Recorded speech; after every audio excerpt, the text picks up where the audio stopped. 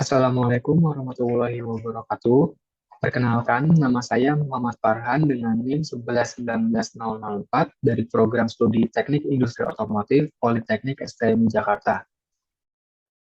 Pada kesempatan kali ini, saya akan mempresentasikan laporan praktik kerja industri atau Prakrit untuk semester 6 dengan judul laporan Perencanaan Kebutuhan Material Produksi Rangka Motor Listrik Alesa dengan Material Requirement Planning atau MRP. Sebelum masuk ke pembahasan, saya ingin berterima kasih kepada manajemen PT Ganding Tulsindo karena telah memberikan kesempatan kepada saya untuk melakukan prakerin di perusahaannya. Lalu kepada Ibu Dr. Dewi Auditia Mariska STMT, selaku dosen pembimbing saya dan dosen lainnya tanpa mengurangi rasa hormat saya ucapkan terima kasih atas bimbingannya kepada saya selama ini.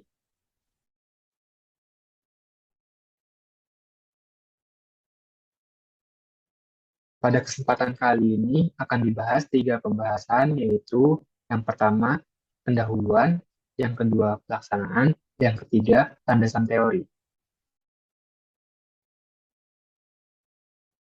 Pada kesempatan kali ini akan dibahas mengenai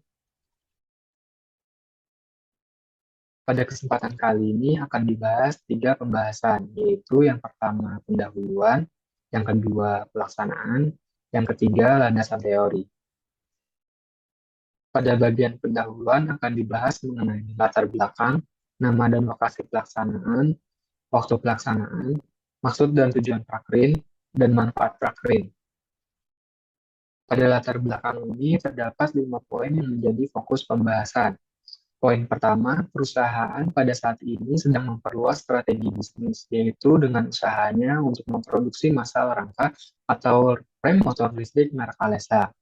Poin kedua, perusahaan telah menerima purchase order dari customer yaitu sebanyak 400 unit rangka motor listrik Alesa. Poin ketiga, pada saat proses produksi rangka, proses produksi sering berhenti karena kekurangan material steel tube dan beberapa breaker. Poin keempat, pada saat ini perusahaan belum memiliki perencanaan material requirement planning untuk motor listrik Alesta yang baik dalam mengelola persediaan bahan atau material untuk proses produksi.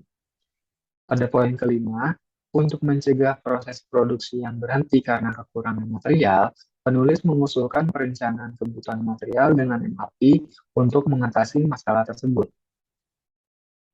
Selanjutnya, nama, lokasi, waktu pelaksanaan prakrin. Nama perusahaan tempat prakerin adalah PT Ganding Tulsindo. Lokasi perusahaan di Jalan Raya Serang Cibarusa, nomor 17, Desa Pasirandu, Cikarang, Bekasi. Waktu pelaksanaan 2 Februari 2022 hingga 2 Februari 2023. Waktu pelaksanaan kerja yaitu dari Senin hingga Jumat, mulai pukul 8 pagi hingga 5 sore. Selanjutnya, maksud dan tujuan prakerin. Maksud dan tujuan prakerin untuk mahasiswa yaitu yang pertama untuk menambah pengalaman kerja, yang kedua untuk memahami budaya kerja di perusahaan atau industri dilaksanakannya prakerin, dan yang ketiga mahasiswa dapat menyelesaikan masalah di perusahaan atau industri dilaksanakannya prakerin. Selanjutnya manfaat prakerin dibagi 2 untuk perusahaan dan untuk mahasiswa. Manfaat prakerin untuk perusahaan yang pertama adalah perusahaan dapat memanfaatkan pengetahuan teori dan keterampilan mahasiswa untuk menyelesaikan permasalahan yang terdapat di perusahaan. Yang kedua, perusahaan ikut serta dalam usaha memajukan pendidikan dan pengembangan sumber daya manusia sehingga menimbulkan citra perusahaan yang baik.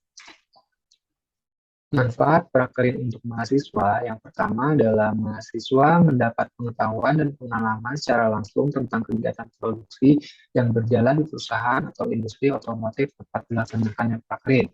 Yang kedua, mahasiswa dapat belajar dan beradaptasi dengan budaya kerja perusahaan atau industri tempat dilaksanakannya prakerin.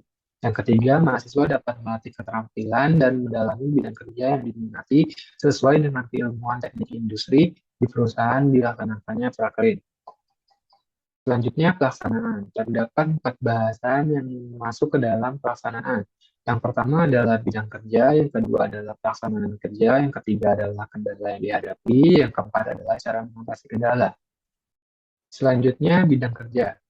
Terdapat 5 bidang kerja yang penulis kerjakan atau jalankan selama melakukan prakerin di Divisi Engineering PT Gandum Tusindo. Yang pertama, penulis melakukan penjadwalan atau scheduling. Selanjutnya, penulis membantu perencanaan proyek. Penulis melakukan drafting, detailing, drawing 2D. Selanjutnya, penulis melakukan editing 3D CAD. Dan selanjutnya, penulis juga mendesain, blanking, piercing, stamping dies. Selanjutnya, pelaksanaan kerja. Berikut ini adalah penjadwalan dan scheduling yang telah penulis lakukan dan selesaikan selama melakukan prakerin. Yaitu yang pertama adalah scheduling untuk produksi dice blanking Alesa, dan yang kedua untuk produksi SLC 36 checking fixture. Selanjutnya, pelaksanaan kerja.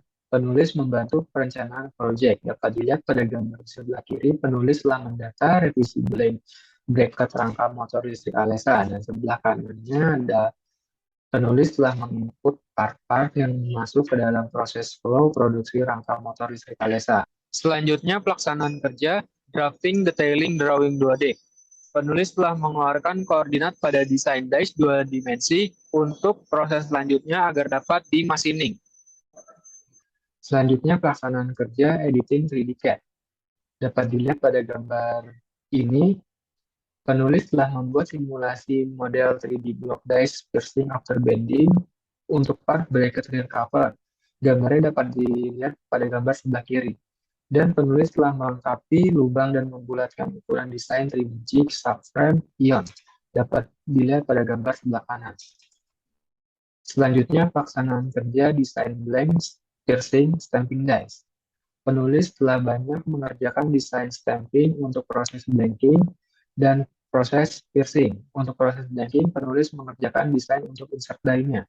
Dapat dilihat pada gambar sebelah kiri, terdapat desain 2D stamping dies proses piercing untuk gang 3 part, yaitu untuk part footrest, bracket cross 1, dan bracket cross 3. Dan sebelah kanannya, desain 2D stamping dies proses piercing after bending untuk gang 2 part handle seat, dan rear cover. Dan desain tersebut telah diproduksi, barang aslinya dapat dilihat pada gambar di sebelah kanan, paling kanan. Selanjutnya, kendala dan cara mengatasinya. Kendala umum yang dihadapi oleh penulis selama melaksanakan prakerin yang pertama adalah kurangnya memahami konstruksi dan komponen pada stamping dies. Yang kedua, alat ukur dan alat kantor pada ruang pelaksanaan prakerin penulis, yaitu divisi engineering, tidak lengkap. Adapun solusinya untuk mengatasi hal tersebut, penulis mempelajari konstruksi dan komponen stamping dies melalui buku, website internet, dan YouTube. Yang kedua, ketika penulis memerlukan alat atau barang yang tidak ada di ruangan, penulis meminjam ke bagian lain perusahaan. Selanjutnya, kendala dan cara mengatasinya yang berkaitan mengenai permasalahan dan penelitian. Yang pertama adalah tidak adanya tools jig cutting wheel, proses cutting down tube, sehingga proses produksi down tube memakan waktu dan hanya menggunakan gerinda tangan. Yang kedua, proses pelubangan atau piercing bracket rangka menggunakan mesin bor karena dice piercingnya belum lengkap. Adapun solusinya untuk mengatasi dua hal tersebut, yang pertama adalah melengkapi tooling jig untuk mempermudah proses produksi. Contohnya untuk jig cutting wheel untuk proses cutting pipa down tube. Yang kedua, melengkapi die stamping proses piercing atau pelubangan untuk mempercepat produksi bracket rangka motor. Selanjutnya, kendala terkait permasalahan dan penelitian yang ketiga, yaitu pengambilan jumlah part, bracket, atau tube tidak terdata. Dapat menyebabkan ketidakcocokan data yang dimiliki dan data aktual di lantai produksi. Yang keempat, kendala proses produksi sering berhenti karena kekurangan material. Dapat menyebabkan delay dalam memenuhi order customer. Adapun solusinya untuk mengatasi kendala nomor 3, yaitu membuat label jumlah part yang telah tersedia atau siap dirakit, dan membuat laporan produksi harian untuk record data serta controlling. Untuk mengatasi masalah kendala yang keempat, Solusi dari penulis yaitu dapat dilakukan perencanaan kebutuhan material dengan menggunakan MRP dan teknik lot sizing. Selanjutnya, landasan teori yang berkaitan dengan penelitian dan permasalahan. Yang pertama yaitu Material Requirement Planning. Menurut Heiser dan Render, Material Requirement Planning merupakan teknik permintaan yang terikat dan membutuhkan daftar kebutuhan bahan atau material, penerimaan yang diperkirakan, persediaan, dan jadwal unit produksi dalam menentukan kebutuhan material. Selain itu, menurut Suryanto 2013, konsep MRP yaitu untuk menyusun jadwal pemesanan dan memastikan bahan baku atau material datang tepat waktu sehingga proses produksi tetap berjalan lancar. Selanjutnya, landasan teori teknik lot sizing. Menurut Suryanto 2013, lot sizing atau routing merupakan proses dalam menentukan besarnya jumlah pesanan optimal pada setiap item serta individual berdasarkan hasil perhitungan bersih. Dalam penentuan lot size, dalam sistem MRP terdapat beberapa metode atau model yang dikelompokkan ke dalam dua bagian besar, yaitu statistik lot sizing dan dynamic lot sizing. Purwanto 2004. Berikut adalah lot sizing model yang dikatakan oleh Purwanto. Statistik lot sizing di dalamnya terdapat economic order quantity, economic production quantity, resource constraint, dan fixed order quantity.